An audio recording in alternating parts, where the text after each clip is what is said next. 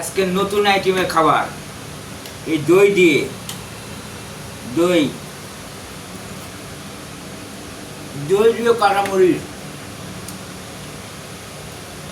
দই দিয়ে কাঁচামরিচ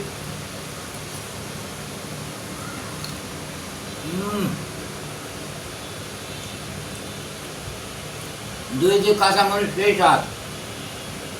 আপনারা কি কেউ কোনোদিন এই দই দিয়ে কাঁচামরিচ খাইছেন?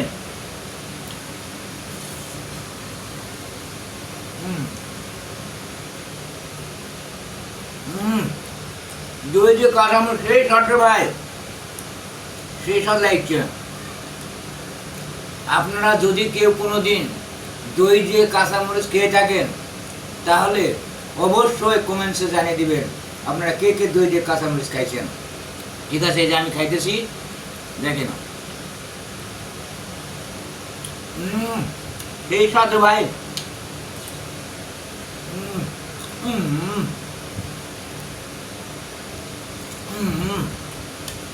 সেই স্বাদ।